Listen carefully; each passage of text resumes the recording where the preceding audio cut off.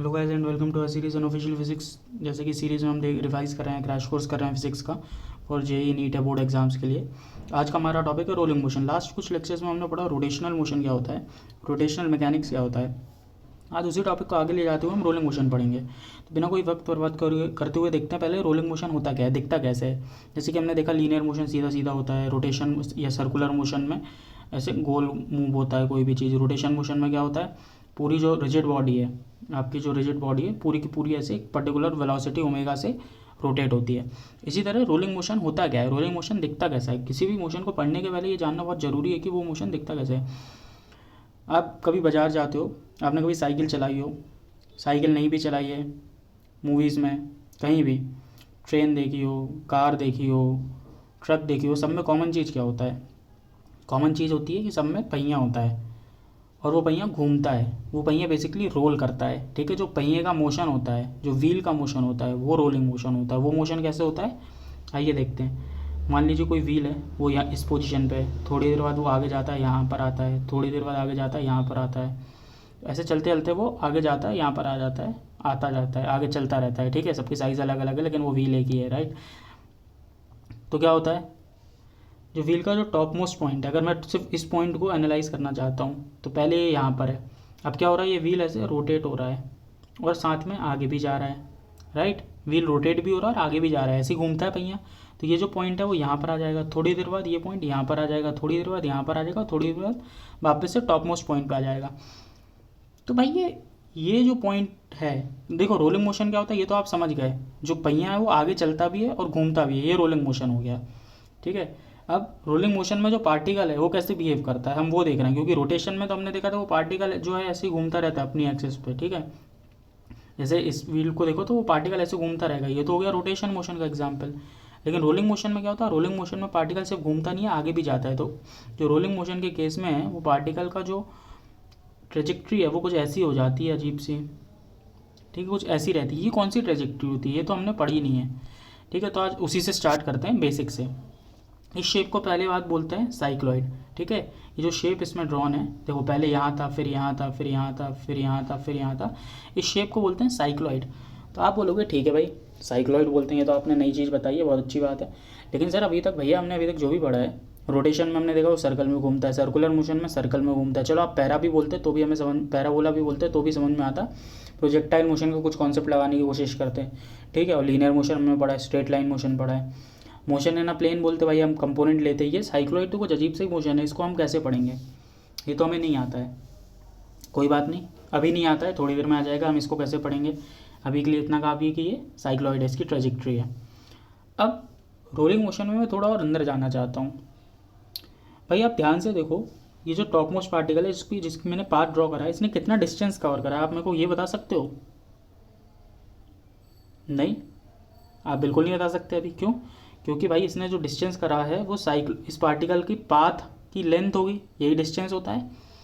इसने तो ये वाला पाथ कवर करा है और साइक्लॉइड की लेंथ का कोई भी फॉर्मूला आपको अभी नहीं आता है, ठीक है। मुझे उसमें इंटरेस्टेड भी नहीं है, मुझे पार्टिकल को एनालाइज करना भी नहीं है अभी। अभी का मेरा जो ऑब्जेक्टिव है, अभी जो मेरा स्कोप है वो ये है कि भाई मैं इस पूरे व्हील को एनालाइज करना चाहता हूँ, इस पूरे पहिए के मोशन को एनालाइज करना चाहता हूँ, ना कि पार्टिकल को। चाहिए, चलिए पहिए के मोशन पे ध्यान देते हैं।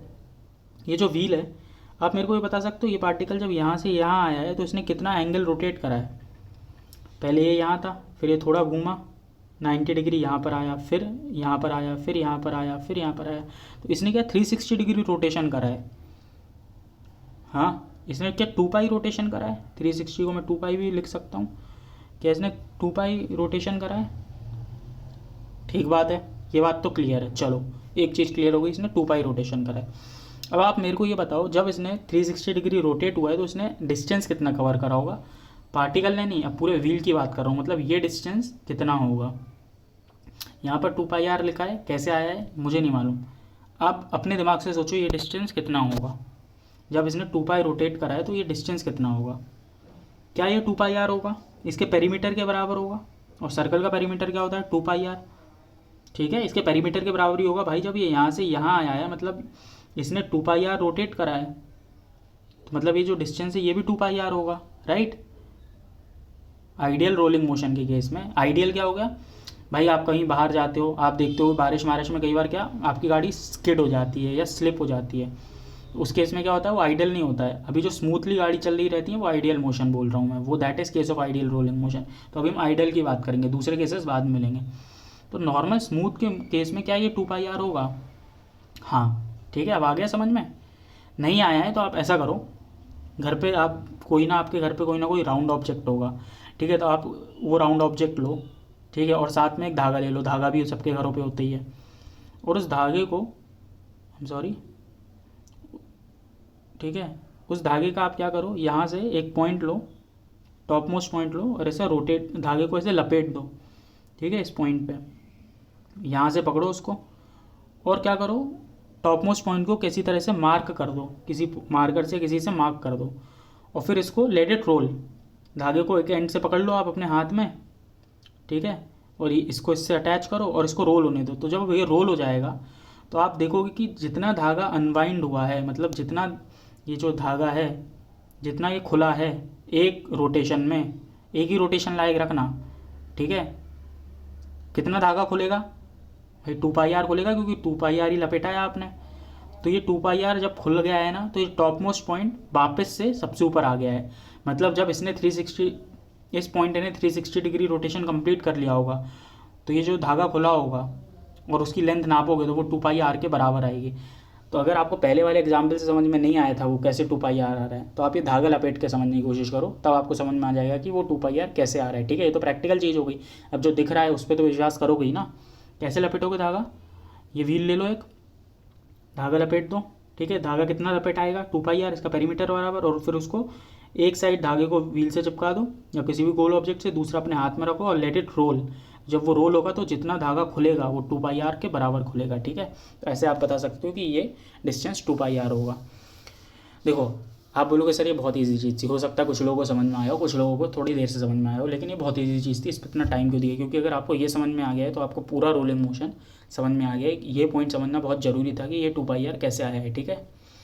अब रोलिंग मोशन बहुत कम बचा है, ये रोलिंग मोशन का सबसे इंपॉर्टेंट और सबसे ट्रिकी पॉइंट था, ठीक है। ये समझ में आ गया है तो अब पूरा समझ में आ जाएगा। तो मूव ऑन रोलिंग मोशन के। इसके पहले मैं कुछ और एग्जाम्पल और देख लेते हैं, ठीक है। व्हील का एग्जाम्पल तो आप देख ही चुके हो, ठीक है, किसी भी व्हील का वो रोल करता है। ये क्या है? This is a yoyo. Yoyo में क्या होता है, ये जो धागा दिख रहा है आपको, येलो धागा दिख रहा होगा, यहाँ पर थोड़ा सा लाइट है लेकिन दिख रहा होगा, ठीक है। ये जो धागा है, ठीक है, इस धागे पे योयो क्या होता है, योयो ऊपर और नीचे मूव करता है, ठीक है, ऐसे रोटेट होते हुए, रोल होते हुए। तो योयो, इस ये जो थ्रेड है इस पे योयो रोल होता है ऊपर और नीचे, ठीक है। तो योयो का जो मोशन होता है वो भी रोलिंग मोशन का एक एग्जाम्पल होता है। व्हील हो गया, योयो हो गया, ये सब रोलिंग मोशन के एग्जाम्पल्स हैं। रोलिंग मोशन आपको हर जगह देखने मिला है। मतलब आप भाई घर से कोचिंग जा रहे हो, कोचिंग कहीं घूमने जा रहे हो, पहिए हर जगह दिखते हैं आज की डेट में, तो आपको रोलिंग मोशन तो हर जगह दिखता है, ठीक है। तो इसको आप कनेक्ट करते हुए पढ़िए फिजिकल चीज़ों से, बहुत आसानी से समझ में आ जाएगा, ठीक है। अब थोड़ी देर पहले हमने बात करी थी भाई हमें साइक्लॉइड का तो वो नहीं आता है, मतलब साइक्लॉइड का एनालिसिस नहीं आता है। तो मैंने बोला, क्या बोला था, साइक्लॉइड का एनालिसिस आपको करना भी नहीं, आपको व्हील का एनालिसिस करना है, ठीक है। तो रोलिंग मोशन क्या होता है? Rolling motion is combination of pure translation and pure rotation motion, ठीक है। आप रोलिंग मोशन के क्वेश्चन ऐसे ही सॉल्व करेंगे। एक बार आप कंसीडर करो, एक केस में प्योर ट्रांसलेशन है, फिर आप एक बार प्योर रोटेशन कंसीडर करो और दोनों चीज़ों को कंबाइन कर दो तो रोलिंग मोशन बन जाएगा, ठीक है। समझ गए? एक बार प्योर ट्रांसलेशन लो, एक बार प्योर रोटेशन लो, दोनों को कंबाइन करो, रोलिंग आ जाएगा, ठीक है। This is how you will solve rolling motion. बोले सर ये तो आपने बात कर दी ऊपर से, कैसे करोगे वो भी हम देख लेते हैं भाई। मान लीजिए एक व्हील है, ठीक है, जो रोल हो रहा है। तो भाई रोल होता है तो क्या होता है, सबसे पहले आप देखो इसमें जब ये रोल हो रहा है तो क्या हो रहा है, ये आगे भी जा रहा है और रोटेट भी हो रहा है, दोनों चीज़ें हो रही हैं। तो एक बार ये वाला केस कंसीडर करेंगे, एक बार रोटेशन वाला कंसीडर करेंगे और फिर दोनों को ऐड कर देंगे। कैसे करेंगे देखते हैं। पहले आप कंसीडर करो सिर्फ ट्रांसलेशन मोशन। ट्रांसलेशन मतलब लीनियर मोशन। अब चूंकि रिजिड बॉडी है, रिजिड मतलब जिस बॉडी में कोई चेंज नहीं आता है, ठीक है, दबती नहीं है, कंप्रेस नहीं होती है, वो रिजिड बॉडी होती है। मैकेनिक प्रॉपर्टीज ऑफ मैटर में थोड़ा आगे देखेंगे, अभी के लिए इतना समझ लो, ये इस बॉडी का शेप चेंज नहीं होता है, ठीक है। ये एक रिजिड बॉडी है। तो अब रिजिड बॉडी के केस में ट्रांसलेशन होगा तो कैसे होगा, इस पार्टिकल की जो वेलोसिटी आगे होगी वही इस पार्टिकल की होगी, वही इस पार्टिकल की होगी, वही इस पार्टिकल की होगी, वही इस पॉइंट की होगी। हर पॉइंट की आगे की वेलोसिटी सेम रहेगी, ठीक है। ये रिजिड बॉडी के केस में होता है। भाई आप सीधी बात है, आपके सामने बॉक्स रखा होगा, अगर आप पढ़ रहे हो तो बॉक्स को मूव करो तो बॉक्स के आगे वाले पॉइंट की जो वेलोसिटी होगी वही पीछे वाले पॉइंट की भी होगी, अलग अलग तो नहीं होगी ना।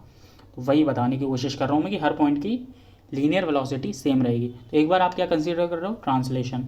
इसमें इस पॉइंट की जो वेलोसिटी है वही इस पॉइंट की, वही इस पॉइंट की है v। Now let us consider second case. Second case क्या है, प्योर रोटेशन, मतलब ये आगे मूव नहीं कर रहा है, ठीक है, ये बस अपनी एक्सिस के अबाउट ही रोटेट कर रहा है, मतलब v ज़ीरो है, कुछ ओमेगा है, बस अकेला ओमेगा है, ठीक है। v कितना होता है, ओमेगा आर। तो इस पॉइंट की वेलोसिटी कितनी होगी, आगे की साइड ओमेगा आर, राइट। इस पॉइंट की वेलोसिटी कितनी होगी, ओमेगा आर, सॉरी ये ऐसे रोटेट कर रहा है तो ये पॉइंट की वेलोसिटी ओमेगा आर आगे होगी, इस पॉइंट की वेलोसिटी ओमेगा आर पीछे होगी, ठीक है। तो ये वेलोसिटी आ गई। अब क्या करेंगे, अब इन दोनों को ऐड कर देंगे। जब इन दोनों को ऐड करेंगे तो जो मोशन आएगा या जो रिजल्ट आएगा वो रोलिंग मोशन के लिए आएगा। कैसे, देखते हैं, ठीक है। Translation plus rotation will give you rolling. अब आपने इन दोनों को ऐड करना है, तो ऊपर वाले पॉइंट की जो वेलोसिटी होगी वो होगी इसका एडिशन प्लस इसका एडिशन, वेलोसिटी वेक्टर एडिशन है। तो देखो बढ़ गई वेलोसिटी, दिस प्लस दिस। बीच वाला जो सेंटर ऑफ मास है उसका क्या होगा, इसका प्लस इसका, तो उतनी ही रहेगी क्योंकि ये ज़ीरो है। नीचे वाली पॉइंट में क्या होगा, ये आगे जा रही है, ये पीछे जा रही है, इन दोनों को ऐड करोगे तो ये ज़ीरो आ जाएगी। अब आपके दिमाग में केस आना चाहिए, एक डाउट आना चाहिए कि ये बड़ी, ये समझ में आया, ये v की v रही, ये भी समझ में आया, ये आपने ज़ीरो कैसे कर दी। भाई ऐसा हो सकता है ये वाली ज़्यादा हो ये वाली कम हो, या कोई दूसरा ये वाली बड़ी हो ये वाली छोटी हो। आपने बराबर कैसे मान लिया कि दोनों बराबर हैं, एक दूसरे को कैंसिल आउट कर रही है। तो ये आइडियल रोलिंग मोशन का केस में ऐसा होता है कि omega v equal to omega R, ठीक है। This is valid in case of ideal rolling motion. तो ये जो ओमेगा आर है ये v के बराबर है, ठीक है। तो v ये यहाँ पर क्या है, ओमेगा आर, ये नीचे वाली क्या है, ओमेगा आर, ये क्या है v, तो ये क्या हो जाएगा v plus omega R, v equal to omega R, तो ये हो जाएगा 2v के बराबर, ठीक है। तो ये रोलिंग मोशन के केस में, आइडियल रोलिंग के केस में v equal to omega are valid होता है, ठीक है। तो ये आपने समझ लिया है, राइट। Now moving on. भाई आपने ये समझ लिया है v equal to omega are होता है, नीचे वाला पॉइंट जीरो हो जाता है। तो कुछ और पॉइंट पढ़ लेते हैं। This is case of pure rolling, ठीक है, where no slipping no skidding is present. Slipping skidding क्या होता है, मैंने बताया आपको, जब कभी बारिश होती है तो कई बार क्या होता है आपकी गाड़ी स्लिप हो जाती है, वो भी हम पढ़ेंगे आगे, ठीक है। तो ये प्योर रोलिंग के केस की हमने बात करी अभी तक, इसमें स्लिपिंग स्किडिंग अलाउड नहीं है। Bottom most point is will not move with respect to surface. हमने देखा बॉटम मोस्ट पॉइंट की वेलोसिटी जीरो होती है, सरफेस के रिस्पेक्ट में ये मूव नहीं करता है, ठीक है। इसको और डिटेल में पढ़ेंगे इस पॉइंट को जब हम दूसरे केसेस पढ़ेंगे। Velocity equal to omega are होता है, ये मैंने आपको बता दिया है, ठीक है। जिस तरह velocity equal to omega are होता है, प्योर रोलिंग के केस में acceleration equal to alpha r भी वैलिड होता है, ठीक है। ये दोनों इक्वेशंस वैलिड होती हैं प्योर रोलिंग के केस में, v equal to omega r, a equal to alpha r, right. Velocity of point of contact, point of contact क्या हो गया, ये वाला पॉइंट, ठीक है, with respect to surface is zero. Pure rolling के केस में इस पॉइंट की वेलोसिटी विथ रिस्पेक्ट टू जो सरफेस पे रोल कर रहा है वो ज़ीरो होती है, ठीक है। ये बहुत नोटवर्दी पॉइंट है, this is one of the most important point. तो ये दो ही पॉइंट आपको याद रखने थे, एक वो डिस्टेंस 2πr कवर करता है और दूसरा ये प्योर रोलिंग के केस में velocity of point with respect to surface zero होती है, ठीक है। v equal to omega r, equal to alpha r, तो आपको याद ही रहेगा। In case of pure rolling wheel will complete one rotation while covering distance of 2πr। वही बात है, जब वो पूरा एक 2π का रोटेशन कंप्लीट कर लेगा तो डिस्टेंस वो 2πr कवर करेगा, ठीक है। नाउ ये तो हो गया आइडियल मोशन का केस, लेकिन दुनिया में कोई भी चीज़ आइडियल तो होती नहीं है, कुछ ना कुछ तो पंगा होता ही है। मान लो v equal to omega r नहीं है, ठीक है। तो दो केस हो सकते हैं, एक होता है v, एक हो सकता है वेलोसिटी या फिर ज़्यादा हो ओमेगा आर से, या फिर वेलोसिटी कम हो ओमेगा आर से। तो दोनों केस देख लेते हैं। पहले देख लेते हैं ज़्यादा वाला केस। इसका क्या मतलब हुआ, when velocity is greater than omega r. इसका मतलब हुआ जो लीनियर वेलोसिटी है that is greater than rotational component, ठीक बात है। इसका मतलब है जो डिस्टेंस एक पूरे रोटेशन 2π में 2πr कवर करता था, अब लीनियर वेलोसिटी ज़्यादा हो गई है, तो अब वो जब पूरा एक रोटेशन कवर करेगा 2π, अब लीनियर वेलोसिटी बढ़ गई है तो मतलब 2πr से ज़्यादा डिस्टेंस कवर करेगा, ठीक है। It will cover distance more than 2πr। जो व्हील डिस्टेंस कवर करेगा वो 2πr से ज़्यादा कवर करेगा, ठीक है। तो अब क्या होगा, इस केस को बोलते हैं स्किडिंग हो रही है या फिर फॉरवर्ड स्लिपिंग। लीनियर वेलोसिटी ज़्यादा है मतलब फॉरवर्ड स्लिपिंग हो रही है, आगे की साइड स्लिप कर रहा है, या फिर स्किडिंग। ये कब होता है भाई, जब कभी आप, ठीक है, ये चीज़ समझ में आ गई ना, ये जो बोला है प्रैक्टिकली अभी समझाता हूँ, ज़्यादा टेंशन मत लो। कभी आप बारिश में जा रहे हो, ठीक है, या कोचिंग से आ रहे हो, छोटे में साइकिल चलाई हो, एकदम से ब्रेक लगाया तो क्या होता है, आपका पहिया रुक जाता है, पहिया घूमना रुक जाता है, लेकिन फिर भी वो थोड़ी देर आगे खिसकता है, स्लिप होता है, स्किड होता है आगे की साइड, ठीक है। इसका मतलब है वो रोटेट कम हुआ है और लीनियरली आगे ज़्यादा गया है, ठीक है। उसका रोटेशन रुक गया लेकिन वो आगे की साइड स्किड हुआ, मतलब रोटेट कम हुआ है और लीनियर मोशन ज़्यादा हुआ है, ठीक है, उस पहिए का। तो जो लीनियर वेलोसिटी थी वो ज़्यादा थी ओमेगा आर से, इसलिए ऐसा हुआ है, ठीक है, इसलिए वो ऐसा हुआ है, राइट। अब दूसरा केस लेते हैं, when velocity is less than omega r. इसमें क्या होता है, इसमें लीनियर वेलोसिटी कम हो गई ओमेगा आर से। अब क्या होगा आप खुद ही सोचो, लीनियर वेलोसिटी कम हो गई मतलब आइडियल केस में क्या होता था, 2 पाई जब रोटेट करता था तो 2 पाई आर लीनियर मोशन होता था। अब क्या होगा, लीनियर वेलोसिटी कम हो गई है, मतलब जब 2 पाई रोटेट करेगा तो जो डिस्टेंस कवर करेगा वो 2 पाई आर से कम होगा, it will be less than 2 pi r, ठीक है। इसको बोलते हैं बैकवर्ड स्लिपिंग या फिर सिर्फ स्लिपिंग, ठीक है। फॉरवर्ड स्लिपिंग क्या होता है, जब velocity greater than omega R. Backward slipping जब velocity less than omega R. चलिए बैकवर्ड स्लिपिंग का एग्जांपल देखते हैं। कभी आपने अपनी गाड़ी को या साइकिल को रेत में फंसाया हो या फिर मिट्टी में फंसा दिया हो, बारिश हो रही है, मिट्टी में ले गए हो गाड़ी को, नहीं तो मूवी में तो देखा ही होगा क्या होता है, कई बार मिट्टी में फंस जाता है तो आप कितनी रेस दो कार में, तो वो जो व्हील रहता है वो वहीं के वहीं ऐसे घूमता रहता है अपने पॉइंट पे, आगे नहीं जाती गाड़ी, वो व्हील वहीं के वहीं घूमता रहता है, ठीक है, देखा होगा आपने मूवीज़ में। वो कीचड़ में वहीं के वहीं घूमता रहता है, फिर पीछे से दम लगाना पड़ता है, उठाना पड़ता है हल्का सा और फिर वो आगे जाता है, ठीक है। तो जो वहीं के वहीं घूमने वाली चीज़ होती है वो होती है बैकवर्ड स्लिपिंग, ठीक है। इस केस में क्या हो रहा है, इसमें उस केस में क्या हो रहा है, वहीं के वहीं घूम रहा है, मतलब आगे नहीं जा रहा है या फिर आगे बहुत कम जा रहा है और घूम ज़्यादा रहा है, मतलब ओमेगा रोटेशनल कंपोनेंट ज़्यादा है, तभी तो रोटेट ज़्यादा हो रहा है, मतलब ओमेगा आर ज़्यादा है वेलोसिटी से, ठीक है। तो इस केस में क्या होता है, इस केस में जो डिस्टेंस कवर रहता है वो 2 पाई आर से कम रहता है। ये हो गया आपका बैकवर्ड स्लिपिंग का केस, राइट। अब एक बात बताइए, फॉरवर्ड स्लिपिंग और बैकवर्ड स्लिपिंग होती क्यों है। ये तो केसेस तो हमने डिस्कस कर लिए हैं, ठीक है। ये होती है फ्रिक्शन में कुछ वैल्यू चेंज होने के कारण, ठीक है। इसको आगे और कभी देखेंगे जब डिटेल में पढ़ेंगे या फिर कोई स्पेशल क्लास लेंगे जिसमें बहुत ज़्यादा डिटेल में सब कुछ डिस्कस करेंगे। क्रैश कोर्स में सब डिस्कस नहीं कर सकते हैं, लेकिन एक हिंट दे दी है आपको, ठीक है। लेकिन अभी के लिए जितना ज़रूरी था आपके एग्जाम के पॉइंट ऑफ व्यू से वो सब मैंने बता दिया है, ठीक है। बैकवर्ड स्लिपिंग क्या होती है, फॉरवर्ड स्लिपिंग क्या होती है, किस केस में क्या क्या होता है। नाउ मूविंग ऑन, भाई 2-4 फॉर्मूले हैं वो और देख लेते हैं। काइनेटिक एनर्जी क्या होती है रोलिंग में। सबसे पहले काइनेटिक एनर्जी क्या होती है, हाफ mv²। अब रोलिंग के केस में क्या होगी, एक बार ट्रांसलेशन प्लस रोटेशन, ऐसे ही देख रहे हैं हम काइनेटिक एनर्जी, रोलिंग को हम ऐसे ही पढ़ रहे हैं, ट्रांसलेशन प्लस रोटेशन कर रहे हैं, तो हम काइनेटिक एनर्जी एक बार ट्रांसलेशन में लेंगे एक बार रोटेशन में लेंगे। काइनेटिक एनर्जी ऑफ रोलिंग क्या होगी, half mv² plus half I about centre of मास और ओमेगा² यही होती है रोटेशन की, लास्ट वीडियो में देखा था। बस यही फार्मूला है काइनेटिक एनर्जी ऑफ उसका रोलिंग बॉडी का, ये आपको याद रखना है। अब थोड़ा और इसको आगे एक कॉन्सेप्ट देखते हैं, फार्मूला यही याद रखना है। We know velocity is equal to omega r, हमको मालूम है, तो मैं वी की जगह यहाँ पर ओमेगा आर सब्सटीट्यूट कर रहा हूँ, तो क्या आ जाएगा, ओमेगा को मैंने कॉमन ले लिया, वी ओमेगा² r² आ गया, ओमेगा कॉमन ले लिया तो हाफ mr² प्लस ICM। अब इस पॉइंट को ज़रा ध्यान से देखो आप, ठीक है, जूम कर रहा हूँ मैं, इसको ज़रा ध्यान से देखो आप। What is this mr² plus I about centre of मास, ये तो मेरे को पैरेलल एक्सिस थ्योरम टाइप कुछ दिख रहा है, पैरेलल एक्सिस थ्योरम है, राइट। तो इसको मैं लिख देता हूँ हाफ आई ओमेगा², ठीक है। अभी आई कौन से एक्सिस के अबाउट हो गया, आई हो गया जो आर डिस्टेंस पे एक्सिस है उसके अबाउट, मतलब आई हो गया, ये आई अबाउट सेंटर ऑफ मास था प्लस mr², तो आई हो गया है ये नीचे वाले पॉइंट के अबाउट, मतलब पॉइंट ऑफ कॉन्टैक्ट के अबाउट, ठीक है। आई हो गया है पॉइंट ऑफ कॉन्टैक्ट के अबाउट। तो काइनेटिक एनर्जी ऑफ रोलिंग हो गई है, एक और फॉर्मूला आ गया आपका हाफ आई ओमेगा², जहाँ पर इस केस में जो आई है वो that I is about point of contact, ठीक है। तो ये इक्वेशन हो गई एक। अब अगर इस इक्वेशन को ध्यान से देखूँ मैं, इस इक्वेशन को जब मैं ध्यान से देखूंगा तो मैं ये बोल सकता हूँ, भाई देखो काइनेटिक एनर्जी ऑफ रोटेशन क्या होता है, हाफ आई ओमेगा², I about centre of mass होता था उसमें, ठीक है, हाफ आई ओमेगा² ही होता था, लेकिन काइनेटिक एनर्जी रोटेशन के केस में अगर इस इक्वेशन को ध्यान से देखूँ तो ये तो रोटेशन इक्वेशन की काइनेटिक एनर्जी के बराबर है क्या, कुछ समानताएं दिख रही हैं क्या, हाँ। तो ये रोलिंग मोशन का एक और इंटरप्रिटेशन हो गया है, ठीक है। क्या इंटरप्रिटेशन हो गया है कि आप रोलिंग को कंसीडर कर सकते हो pure rotation about point of contact, ठीक है।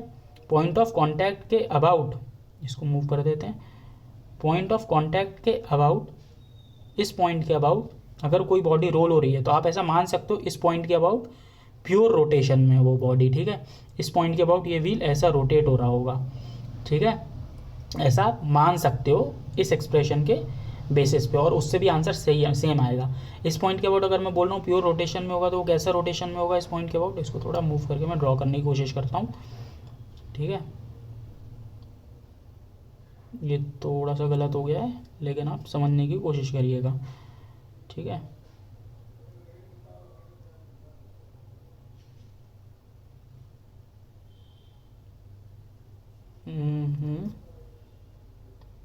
ये ऐसा कुछ रोटेट हो रहा होगा, पहले ये व्हील ऐसा ऐसा, ये प्योर रोटेशन होगा। ऐसा हो नहीं रहा है लेकिन अगर हम ऐसा मान भी लेंगे तो भी हमारे आंसर सही आएंगे, क्यों? क्योंकि ये क्वेश्चन ये चीज़ शो कर रही है, राइट। अगर ये बात आपको समझ में आई है तो वेल एंड गुड, और अगर आपको ये बात समझ में नहीं आई है तो कोई दिक्कत नहीं है, ये फार्मूला तो है ही आपके पास, नहीं तो ये फार्मूला आप नॉर्मली भी लगा सकते हो इस पॉइंट के बाद आई फाइंड करके, ठीक है। हर चीज़ का प्रैक्टिकल समझ में आए ज़रूरी नहीं है पहली बार में, जब आप और क्वेश्चन सॉल्व करोगे ना तो अपने आप आपको समझ में आ जाएगी ये चीज़ें। कई बार क्या क्वेश्चन सॉल्व करते करते हुए भी चीज़ें समझ में आती होंगी, आपने नोटिस करा होगा। एंगुलर मोमेंटम बचा, बस वो और पढ़ लेते हैं। Angular momentum of body in rolling, तो एंगुलर मोमेंटम बॉडी का रोलिंग में होता है L about centre of mass plus M R naught V naught. ये फॉर्मूला आपको याद रख लेना है, आपको पता होना चाहिए। L about centre of mass क्या हो गया, angular momentum about centre of mass कितना होता है, I omega plus M into R naught into V naught, जहाँ पर आर नॉट है position vector of centre of mass with respect two point about which momentum is calculated. भाई ठीक है, ये व्हील है, आपको बोला गया इस पॉइंट के अबाउट मोमेंटम का कैलकुलेट करना है, तो आर नॉट हो जाएगा पोजिशन वेक्टर ऑफ ये point about centre of mass, ठीक है, अबाउट दिस पॉइंट के अबाउट, ये हो गया आर नॉट। और वी नॉट क्या हो गया, v naught is velocity of centre of mass, ठीक है। वी नॉट है वेलोसिटी ऑफ, वी नॉट है velocity of centre of mass. तो ये चीज़ें आपको याद रखनी, ये आपको पता होना चाहिए कि अगर रोलिंग के केस में एंगुलर मोमेंटम कैलकुलेट करना रहता है, पहले एक बार निकालो angular momentum about centre of mass I omega plus M R naught into V naught. This is how you will calculate angular momentum in case of rolling motion. तो guys that's it for today. Rolling motion के जितने example हो सकते थे, मैंने जितने concepts हो सकते थे वो सारे कंसीडर कर लिए, इससे ज़्यादा नहीं आएगा, ठीक है, इससे ज़्यादा आ ही नहीं सकता है।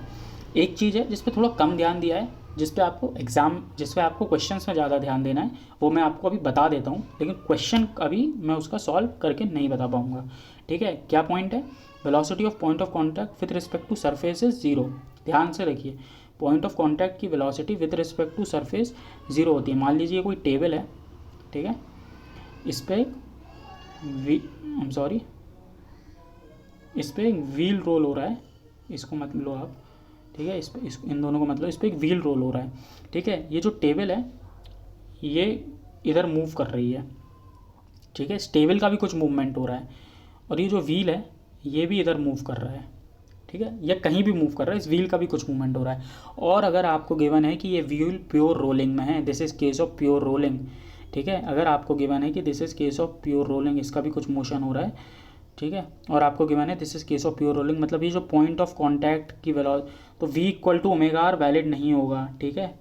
ये प्योर रोलिंग के केस में वैलिड कब होता है, जब सरफेस आपका मूव नहीं करता है, ठीक है।